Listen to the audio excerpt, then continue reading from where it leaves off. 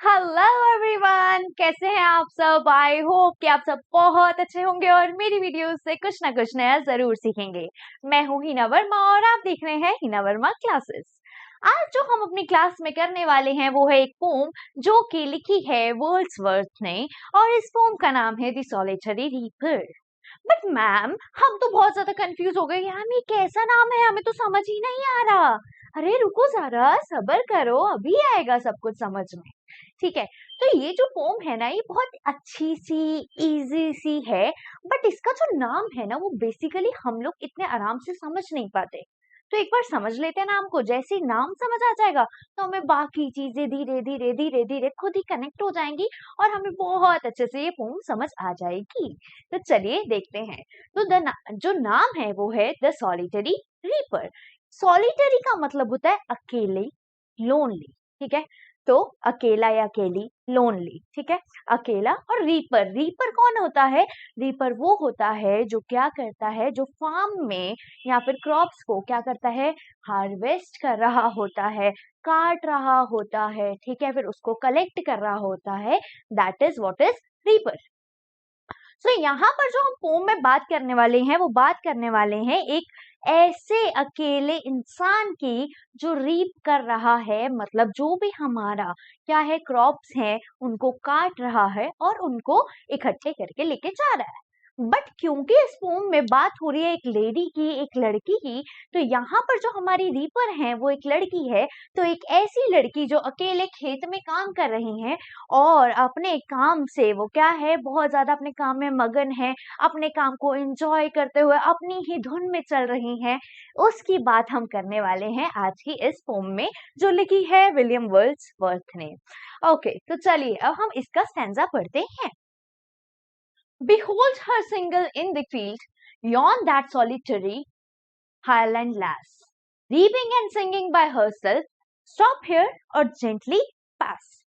तो यहाँ पर जो हमारी फर्स्ट लाइन है वो कहते हैं behold her single in the field। behold का मतलब होता है look, तो देखो उसे, वो लड़की सिंगल अकेली काम कर रही है फील्ड के अंदर। Okay, yon solitary highland lass, yon मतलब दैट, वो लड़की जो है वो क्या है, वो सॉलिटरी मतलब अकेली है, हाईलैंड लैस, हाईलैंड मतलब क्या है, माउंटेन रीजन पे रहने वाली है।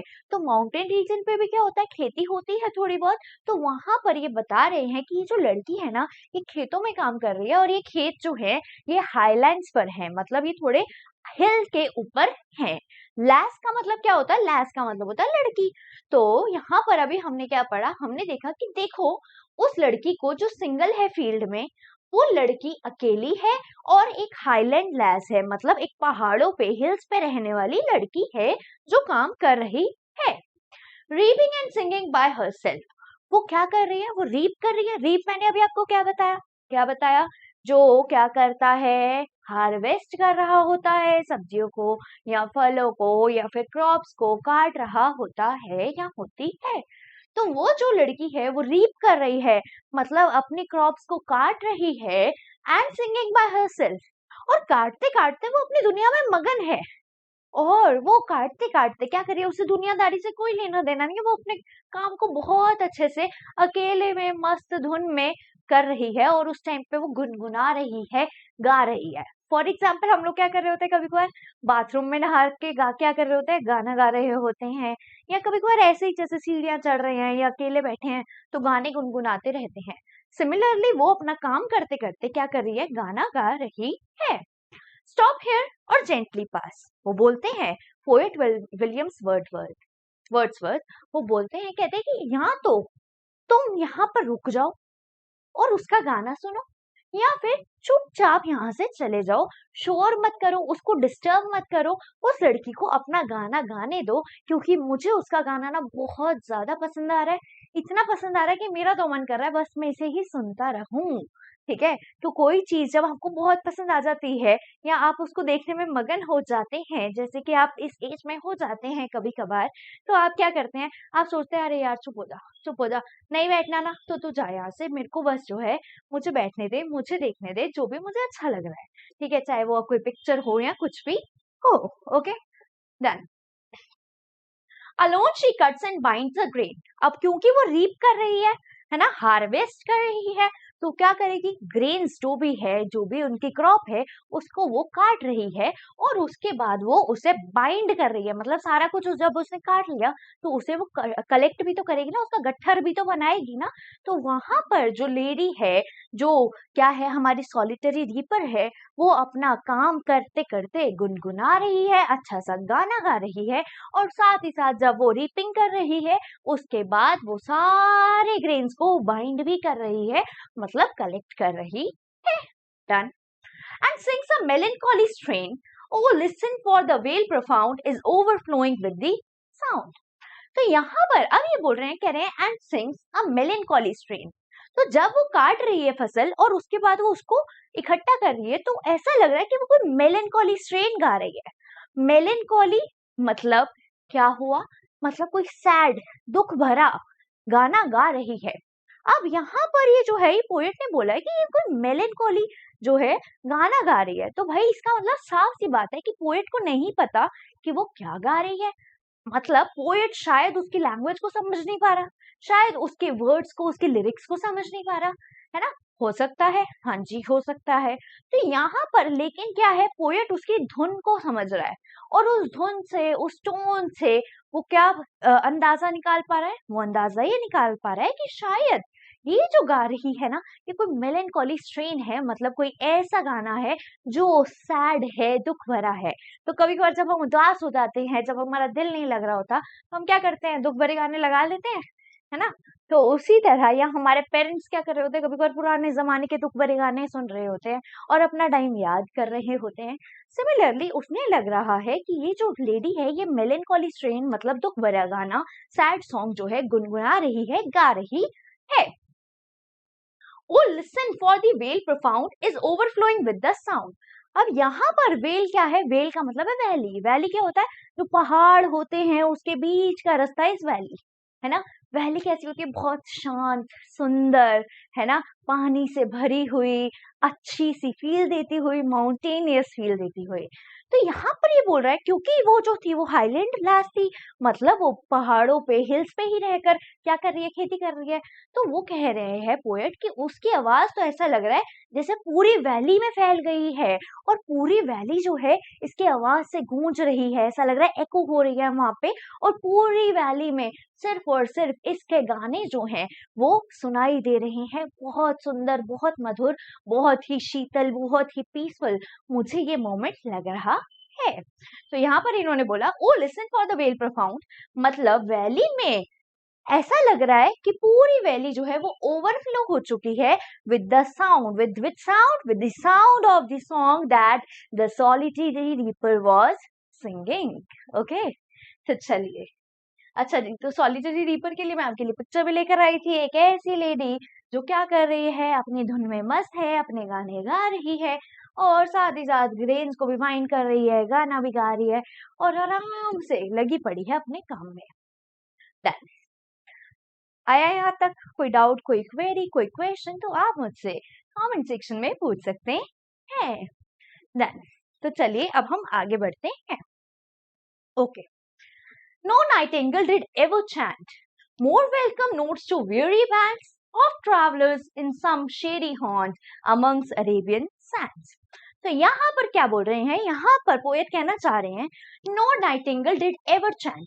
नाइटिंगल क्या है, एक ऐसी बर्ड है, ये क्या करती है, ये गाना गाती है, बहुत अच्छा गाना गाती है।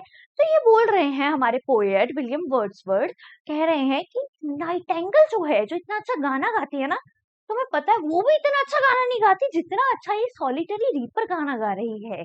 तो पोएट जो है वो एक तरह से उसके गाने से ऑब्सेस्ड हो चुके हैं, उन्हें लग रहा है कि भाई ये तो बहुत ही अलग, लाजवाब ऐसा गाना गा रही है जैसा तो मैंने कभी सुना ही नहीं है, इतना मधुर, इतना शीतल, इतना प्यारा, इतना pleasant to hear. Okay okay. More welcome notes to weary bands of travelers in some shady haunt among Arabian sands. तो ये बोल रहे हैं कि ऐसे नोट से गा रही है कि मतलब अगर कोई अरेबियन सी के पास, अरेबियन सैंड मतलब अरेबियन सी वाला जो रीजन है हमारा, उसके पास कोई बैठा होगा ट्रैवलर जो थका हारा दूर से आ रहा होगा और वो उस गाने को सुनेगा तो वो भी जो है एकदम रिफ्रेश्ड हो जाएगा, उसको भी अच्छा-अच्छा फ़ील होने लग जाएगा और उसकी सारी थकावट खत्म हो जाएगी और वो जो है मस्ती से उस गाने को एन्जॉय करेगा और इतना जो वो थका हुआ था ना, उसकी सारी थकावट अब खत्म हो जाएगी और उससे बहुत अच्छा फ़ील होगा, ठीक है? तो यहाँ पे ये बोल रहा है, कह रहा है more welcome notes to weary bands, weary मतलब टायर्ड, टायर्ड बैंड्स मतलब ग्रुप ऑफ पीपल। तो बहुत सारा जो ग्रुप ऑफ पीपल है जो बहुत ज़्यादा थक चुका है काम कर करके, किसका? ट्रैवलर्स का, ठीक है? वो जो है जब अपने शेडी हॉन्ट में मतलब ऐसी शेल्टर में होंगे और इसका गाना सुनेंगे, तो वो जो है वो भी बिल्कुल मस्त मगन हो जाएंगे, ठीक है? अमंग अरेबियन सैंड्स, तो अरेबियन सैंड के पास जो ट्रैवलर आते हैं, वो अगर इसका गाना सुनेंगे तो वो अपनी सारी थकावट भूल जाएंगे और इस गाने में मगन हो जाएंगे। ओके जी। Any doubt, any query, any question, तो आप नीचे कमेंट सेक्शन में खुद से पूछ सकते हैं। Okay, a voice so thrilling never was heard in springtime from the cuckoo bird, breaking the silence of the seas among the farthest Hebrides। तो यहाँ पर अब ये क्या बोल रहे हैं, कह रहे हैं की जो गाने की आवाज थी सॉलिटरी रीपर की, a voice so thrilling never was heard, वो कह रहे हैं इतनी एक्साइटिंग, इतनी सुंदर, इतनी मधुर, इतनी ब्यूटीफुल, इतनी वंडरफुल, इतनी ऑसम वॉइस तो मैंने कभी सुनी ही नहीं थी जितनी अच्छी वॉइस इस सॉलिटरी रीपर की है। तो सॉलिटरी रीपर की आवाज जो है वो एकदम जबरदस्त है, ठीक है? Okay, in spring time from the Kuku bird, हालांकि कुकू बर्ड जो स्प्रिंग टाइम में इतना अच्छा गाना गा रही होती है, उसकी आवाज भी इतनी अच्छी नहीं है जितनी आवाज किसकी अच्छी है? सॉलिटरी रीपर की, जो क्या कर रही है? अपना काम करते करते एक मेलेंकोली स्ट्रेन मतलब एक सैड सॉन्ग गुनगुना रही है। Breaking the silence of the seas among the forest Hebrides, तो ये बोल रहा है कि ये इसका गाना जो है, पहले इन्होंने क्या बोला? इन्होंने बोला कि वैली में ऐसा लग रहा है कि बस वैली जो है वो ओवरफ्लो हो गई है इस सॉन्ग से, मतलब ऐसा लग रहा है वैली में सिर्फ और सिर्फ इसकी गाने की आवाज ही एको कर रही है और वैली जो है बड़ी खुश हो गई है। सिमिलरली अब ये बोल रहे हैं, कह रहे हैं कि ऐसा लग रहा है कि जो सी है, जो हमारा समुद्र होता है, ठीक है, वो जो है वो पूरी तरह इसकी आवाज से भर गया है और ऐसा लग रहा है कि ये जो सी की शांति होती है ना, जो सी बहुत शांत होता है हमारा, वो सारा सी भर चुका है इसकी आवाज से और सी का सारा साइलेंस खत्म हो गया है और ऐसा लग रहा है कि ये जो साउंड है ये सी तक ही नहीं रहेगा, ये सी के बीच में जो हेब्राइड्स मतलब जो आइलैंड्स हैं उधर तक भी पहुंचेगा। तो ये हेब्राइड्स क्या है? ये आइलैंड्स है स्कॉटलैंड के, ठीक है? तो स्कॉटलैंड के पास क्या है? आइलैंड्स है, इनकी बात हो रही है। जैसे हमारे आइलैंड क्या है? लक्षद्वीप है, ठीक है? हमारे आइलैंड और कौन से हैं? अंडमान निकोबार है। सिमिलरली बोल रहे हैं कि भाई इतनी मधुर, इतनी प्यारी आवाज है कि मुझे लग रहा है ये आवाज नहीं रुकने वाली, ये तो ऐसी आवाज है कि जो सी की साइलेंस है उसको भी भंग कर देगी, तोड़ देगी और आइलैंड्स तक, इतनी दूर दूर तक ये आवाज जो है वो पहुंच जाएगी। ओके जी, क्लियर? Any doubt? चलिए आगे बढ़े। Will no one tell me what she sings? Perhaps the plaintive numbers flow for old unhappy far off things and battles long ago। तो यहाँ पर ये बोल रहे हैं, कह रहे हैं Will no one tell me what she sings? क्या मुझे कोई नहीं बताएगा कि गा क्या रही है? क्यों? क्योंकि पोएट को, मैंने क्या बोला, पोएट को तो समझ ही नहीं आ रहा है कि भाई वो क्या गा रही है। वो तो सोच रहा है कि शायद ये ना कोई मेलेंकोली स्ट्रेन गा रही है, मतलब कोई सैड सॉन्ग गा रही है। क्यों? क्योंकि उसकी ट्यून से, उसकी टोन से ऐसा लग रहा है कि ये शायद कोई दुख भरा गाना गा रही है। Perhaps a plaintive numbers flow, मतलब जो plaintive numbers मतलब जो है सैड नंबर्स, ठीक है? ऐसा लग रहा है कोई सैड टोन जो है वो गूंज रही है। For old unhappy far off things and battles long ago, और ऐसा लग रहा है कि ये कुछ याद करके ऐसा दुख भरा गाना गा रही है, एक ऐसी चीज जो पुरानी हो, अनहैप्पी हो, जहाँ पे वो खुश ना हो, उस दुख भरी चीज को याद करके वो गाना गा रही हो सकता है फार ऑफ थिंग्स, कोई दूर बिछड़ा हुआ हो, कुछ पहले की चीजें हो, उसको सोच के गाना गा रही हो, उदास हो, सैड सॉन्ग गा रही हो एंड बैटल्स लॉन्ग अगो, और ये भी हो सकता है कि शायद किसी लड़ाई वड़ाई को याद करके, पुराने अपने बैटल्स को याद करके वो क्या कर रही हो, गाना गुनगुना रही हो। तो पोएट को नहीं पता कि वो कौन सा गाना गा रही है और वो इतना दुख भरा गाना भाई गा क्यों रही है। तो पोएट जो है वो क्या कर रहे हैं, वो अंदाजा लगा रहे हैं कि शायद वो कुछ पुराना याद कर रही है, शायद कोई अपना अनहैप्पी सा मोमेंट याद कर रही है, शायद कोई फार ऑफ थिंग, ठीक है, क्या उसको याद कर रही है, या फिर कोई बैटल लॉन्ग अगो जो पहले बहुत पुराना बैटल जो है वो लड़ा गया होगा उसको याद करके, उसके उसकी वजह से जो नुकसान होता है उसको याद करके वो शायद ऐसा गाना जो है वो गा रही है। Is it clear to everyone? क्या ये आप सभी को क्लियर है अभी तक? चलिए, और is it some more humbly familiar matter of today, same natural sorrows, loss or pain that has been and may be again. तो यहाँ पर आप क्या बोलना चाह रहे हैं पोएट? यहाँ पे पोएट बोलने चाह रहे हैं, और is it some more humbly, क्या ये कोई ऑर्डिनरी सी बात तो नहीं है, जैसे घर में छोटे मोटे कलेश हो जाते हैं या ऐसी कोई छोटी मोटी सी चीज हमें बुरी लग जाती है ना, कभी कभार तो बहुत छोटी सी चीज भी हमें बुरी लग जाती है, हर्ट हो जाते हैं हम। तो वो बोल रहा है पोएट कि यार मैं सोच रहा हूँ बैटल्स की बात कर रही होगी, उसको शायद पुराने दुख हैं, पुरानी उसकी कोई बातें हैं, लेकिन ये भी तो हो सकता है कि शायद वो आजकल में कोई छोटी मोटी बात हुई हो, कोई ऑर्डिनरी सी बात हुई हो, उसको ही उसकी वजह से ही वो ऐसा गाना गा रही हो, मतलब मेलनकॉली स्ट्रेन, मतलब कि सैड सॉन्ग गा रही हो। फेमिलियर मैटर ऑफ टुडे, मतलब ऐसा भी हो सकता है कि कोई ऐसे ही एरा गैरा काम, जैसे क्या होता है कभी हमारी मम्मी पापा से लड़ाई हो जाती है, कभी भाई बहनों से हो जाती है, कभी टीचर से हमें डांट पड़ जाती है ना। तो क्या होता है, ये तो क्या है, ये तो नॉर्मल ऑर्डिनरी सी चीजें हैं, क्या पता ऐसी ही किसी नॉर्मल ऑर्डिनरी सी सिचुएशन की वजह से ही वो ऐसा मेलनकॉली स्ट्रेन गा रही हो, ऐसा भी तो हो सकता है। सेम नेचुरल सॉरो, लॉस और pain that has been and may be again, और वो ये भी सोच सकती है कि क्या पता जो उसके साथ सॉरो है, कोई दुख है, कोई परेशानी है, ठीक है, कोई दर्द है, ठीक है, दुख दर्द परेशानी ये सब जो है, क्या पता उसे सोच के वो गा रही हो कि भाई आज भी मेरी जिंदगी में है और शायद आगे भी इन फ्यूचर भी हो सकता है, या उसे लग रहा हो कि यार मैं अभी सिचुएशन में ऐसे चल रही हूँ और इन फ्यूचर भी मेरी सिचुएशन ऐसी ही रहने वाली हूँ, या वो सोच रहे हो कि यार मेरे साथ कभी कुछ ऐसा ना हो जाए।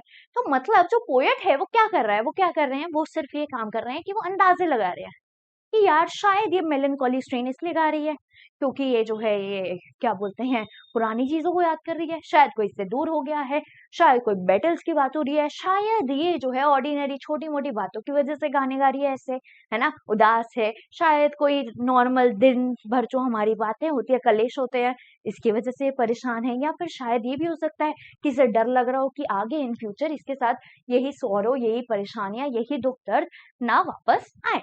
ओके, तो पोएट क्या कर रहे हैं, वो सिर्फ और सिर्फ अभी सोच रहे हैं कि ये जो सॉलिटरी रीप है ये इस तरह का, मतलब मेलनकॉली स्ट्रेन, ये क्यों गा रही है।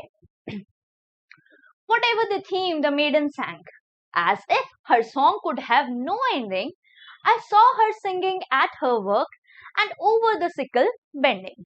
तो यहाँ पर अब जो पोएट है वो क्या बोलना चाह रहे हैं, पोएट बोलना चाह रहे हैं, कह रहे हैं कि whatever the theme, कोई भी थीम हो, मुझे नहीं पता कि वो खुशी वाला गाना गा रही है, वो बहुत सैड सॉन्ग गा रही है, वो नॉर्मल सा ऑर्डिनरी सॉन्ग गा रही है, जो भी थीम हो या फिर वो किस वजह से गा रही है, कुछ भी हो, वट एवर द थीम में बी, द मेडन सैंग, जो मेडन ने गाया है, जो उस लड़की ने, उस लेडी ने, उस विमेन ने, उस लैस ने गाया है, as if her song could have no ending, ऐसा लग रहा था कि भाई वो सॉन्ग बड़ा जबरदस्त है और वो सॉन्ग ना खत्म ही ना हो, ऐसा सॉन्ग है कि बस वो अमर सॉन्ग हो, है ना, जो मतलब लाइफ लॉन्ग चले, इतना अच्छा लग रहा था कि बस ये चलता ही रहे, हम सुनते ही रहे, अपने कानों को प्लेजेंट फील कराते ही रहे।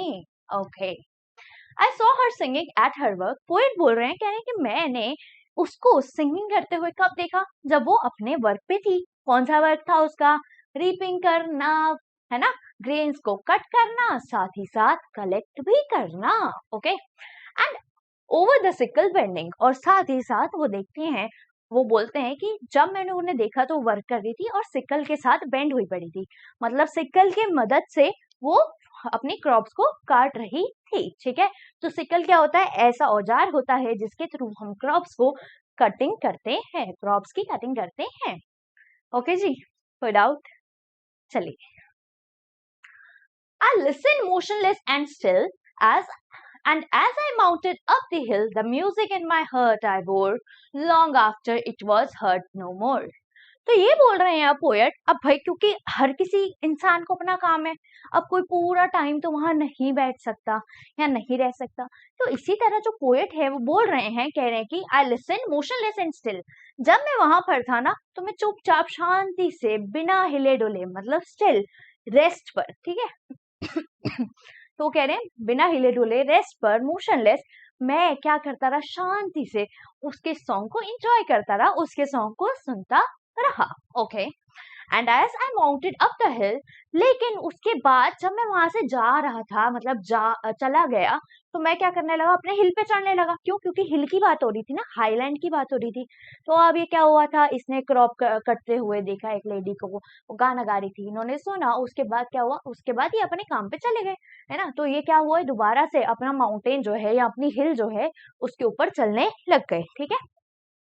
तो ये बोल रहे हैं कि and as I mounted up the hill, जब मैं हिल के ऊपर चढ़ रहा था, the music in my heart I bore, तो उस टाइम पे मैं उस म्यूजिक को जो सॉलिटरी रीपर गा रही थी उसको मैं अपने साथ ही लेके चल रहा था, मतलब अपने साथ ही उस म्यूजिक को, उसकी धुन को कैरी ओवर करते हुए चल रहा था। मतलब ये नहीं कि मैंने कोई चीज सुनी, अब मैं यहाँ से जा रही हूँ और मैं भूल गई, नहीं, कुछ चीजें क्या होती है जो हमारे मन में, हमारे दिमाग में बैठ जाती हैं, हमें इतनी अच्छी लगती हैं।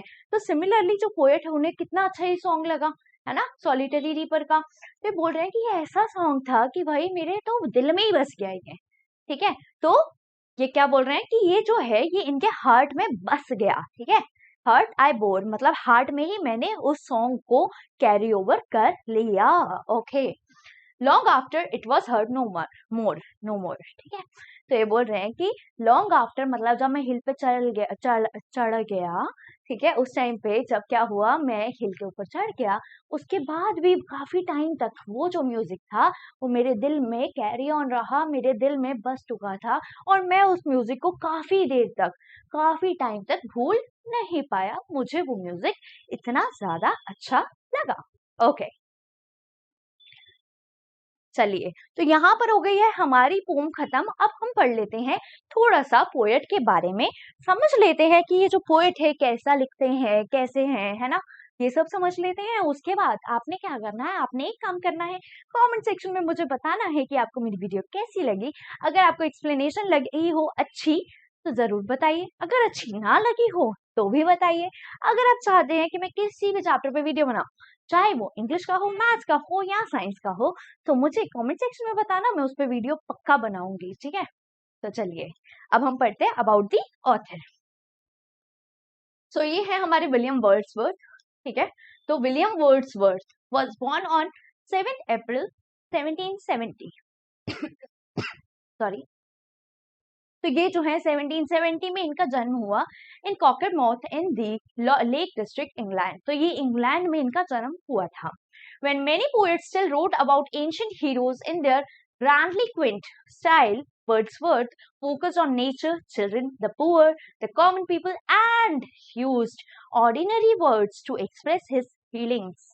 तो यहाँ पर ये बात करें, कह रहे हैं कि उस टाइम पे जो हमारे पोएट्स होते थे वो क्या करते थे, उस टाइम के पोएट्स ज्यादातर बड़े बड़े जैसे वोकैबुलरी टाइप के शब्द यूज करते थे, ऐसे स्टाइल को यूज करते थे जिसकी वजह से ज्यादा अटेंशन उन्हें मिल सके। But on the other hand जो विलियम वर्ड्सवर्थ हैं, ये क्या करते थे, ये बिल्कुल ही सिंपल लैंग्वेज में लिखने की कोशिश करते थे, ठीक है। और साथ ही साथ ये क्या करते थे, बहुत ही ऑर्डिनरी लैंग्वेज में लिखा करते थे। ये लिखा करते थे नेचर के बारे में, चिल्ड्रन के बारे में, कॉमन पीपल के बारे में। Okay, He defined poetry as the spontaneous overflow of powerful feelings arising from emotions recollected in tranquility. तो ये बोलते हैं कि भाई ये जो पोएट्री है ना, ये कुछ नहीं है, ओवरफ्लो ऑफ फीलिंग्स है। जब हमें एकदम से बहुत ज्यादा फीलिंग्स आने लग जाती है और हमारे मन में कुछ चलने लग जाता है, हमें कुछ बहुत ज्यादा अच्छा या बहुत ज्यादा बुरा लगने लग जाता है, ओवरफ्लो हो जाता है फीलिंग्स का, तो पोएट्री जो है वो सिर्फ और सिर्फ कुछ नहीं, ओवरफ्लो ऑफ फीलिंग्स है। और ये बोलते हैं ये फीलिंग्स कब आती हैं, जब आपके अंदर इमोशंस आ जाते हैं, जब आप ट्रैंक्विलिटी में होते हैं, मतलब जब आप एक शांत एकांत जगह में होते हैं। तो आप जो हैं क्या करते हैं, फॉर एग्जाम्पल आप परेशान हैं तो आप क्या करेंगे, पूरा दिन तो आप अपने आप को संभाल लेंगे, बट जब आप रात होगी, आप अकेले होगे, तो वो फीलिंग्स ओवरफ्लो होने लग जाती है, बहुत ज्यादा हो जाती है ना। तो क्या हो गया, ट्रैंक्विलिटी वाला टाइम हो गया, मतलब जब आप एकांत, शांत, पीसफुल माहौल में बैठे हुए थे। अब फॉर एग्जाम्पल आप क्या कर रहे हैं, आप किसी पार्क में हैं या किसी माउंटेन एरिया में हैं, एक वैली के पास हैं, एक रिवर के पास बैठे हैं। उस टाइम पे भी आपको क्या होता है, आपको बहुत अच्छा फील होता है। तो उस टाइम पे भी आपके इमोशंस जो है वो बहुत ज्यादा जाग जाते हैं ना। तो कोई उस टाइम पे गाना लिख रहा होता है, कोई अपनी अच्छी मेमोरीज बना रहा होता है, कोई फोटोज बना रहा होता है, खींच रहा होता है, कोई वीडियोस बना रहा होता है। तो उस टाइम पे क्या ये सब ट्रैंक्विलिटी है, मतलब शांत से माहौल में आपको बहुत अच्छी फीलिंग्स आना या बहुत बुरी फीलिंग्स आना या ओवरफ्लो होना किसी भी टाइप की फीलिंग का। ठीक है, तो ये जो है यही पोएट्री है कि जब आपकी फीलिंग्स जो है वो ओवरफ्लो हो जाती हैं और आप जो है एक पीसफुल एनवायरनमेंट में होते हैं, तभी आपकी फीलिंग्स ओवरफ्लो होती हैं और उसी टाइम पे जो पोएट्री है वो बनती है। ठीक है, इनकी पोएट्री में जो है वर्ड्स वो बहुत ही ज्यादा ऑर्डिनरी यूज हुए थे और नेचर और ऑर्डिनरी पीपल जैसे लोगों की यहाँ पर बात की है इन्होंने अपनी किसके अंदर, पोएट्री में। जैसे अभी हमने किस में देखा, सॉलिटरी रिवर में देखा कि ये सिर्फ और सिर्फ नेचर से जुड़ा हुआ, वैलीज सीज से जुड़ा हुआ एक ऑर्डिनरी इंसान, ठीक है, एक ऑर्डिनरी लेडीज, एक हाईलैंड लैस के बारे में इन्होंने बताया। Okay, he died eight Rydal mount on April 23, 1850 और उसके बाद इनकी जो है मृत्यु हो गई 1850 के अंदर। ओके जी, तो अब आप ये बताइए कि आपको वीडियो कैसी लगी। अगर आपको वीडियो एक्सप्लेनेशन अच्छी लगी हो तो मुझे जरूर बताइएगा, कमेंट सेक्शन में जरूर लिखना कि मैम वीडियो अच्छी लगी। ओके, और साथ ही साथ अगर आप चाहते हैं कि मैं किसी भी चैप्टर पे वीडियो बनाऊं, चाहे वो इंग्लिश का हो, मैथ्स का हो या फिर साइंस का हो, तो आपको क्या करना है, आपको सिर्फ और सिर्फ एक काम करना है, कमेंट सेक्शन में जाना है, चैप्टर का नाम लिखना है और बोल देना है कि मैम इस चैप्टर पे एक वीडियो एक्सप्लेनेशन अपलोड कर दीजिए। मैं जरूर आपके कमेंट का रिप्लाई करूंगी और आपके कमेंट के चक्कर में मैं उस पे एक अच्छी सी वीडियो एक्सप्लेनेशन भी लेकर आऊंगी। ठीक है जी, तो चलती हूँ। आई होप कि आप सबको बहुत अच्छे से समझ आ गया होगा। चलती हूँ, मिलती हूँ आप सभी से नेक्स्ट वीडियो में, तब तक के लिए नमस्कार।